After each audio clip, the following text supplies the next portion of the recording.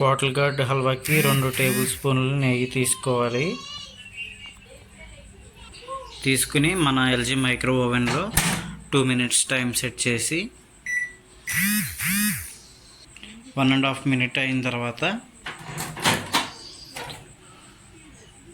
దీనిలోకి మనం nuts add చేసుకోవాలి. నెయ్యి తీసిన తర్వాత ఒక 2 మినిట్స్ డ్రై ఫ్రూట్స్ వేసుకొని మనం మైక్రో ఓవెన్లో 2 మినిట్స్ పెట్టుకోవాలి. ఒక 2 మినిట్స్ టైం ఆన్ చేసుకోవాలి.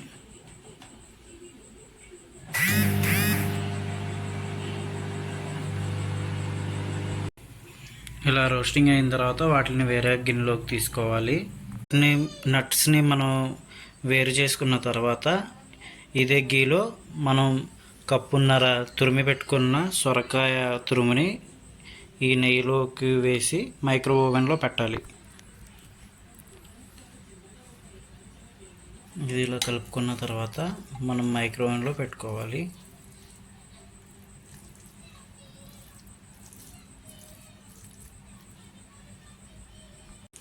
ఇలా మైక్రో ఓవెన్లో పెట్టి 3 మినిట్స్ టైం అనేది మనం సెట్ చేసుకోవాలి.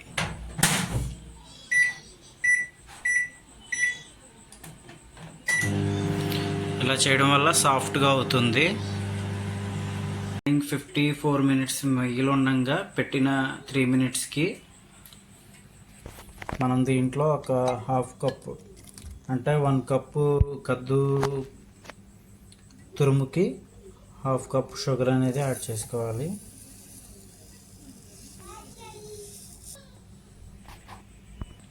యాడ్ చేసిన తర్వాత షుగర్ని మనం ఇలా కలుపుకోవాలి. దీనిలో కొన్ని పాలు యాడ్ చేసుకోవాలి. కాచి చల్లార్చిన పాలు యాడ్ చేసి బాగా మిక్స్ అయిన తర్వాత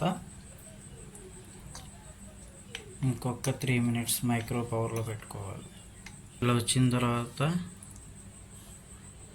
స్ట్రక్చర్ మనకి ఇలా వచ్చిన తర్వాత స్మూత్గా దీనిలో వచ్చేపాటికి కొద్దిగా ఇలాచీ పౌడర్, షుగర్ మిక్సింగ్ అండి, ఇది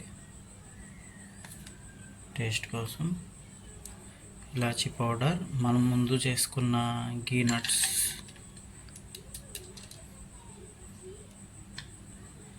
ఇవన్నీ వేసి మిక్స్ చేయాలి. ఒకసారి కొద్దిగా వేయాలి. మినిట్ మేడ్ వేసిన తర్వాత ఒకసారి మొత్తం అంతా కూడా మనం కలిపేయాలి.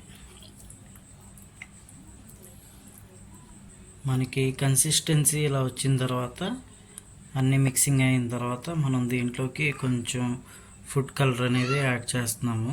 ఆఫ్టర్ మిక్సింగ్ నేను ఫుడ్ కలర్ వేసిన తర్వాత ఆఫ్టర్ మిక్సింగ్ ఎలా ఉంటుందో నేను మీకు చూపిస్తాను.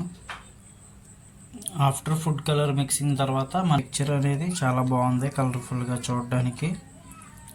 నేను ఇంకొక 3 మినిట్స్ మైక్రో వేవ్ మోడ్లో పెట్టేసి మీకు ఫైనల్గా రిజల్ట్ అనేది చూపిస్తాను.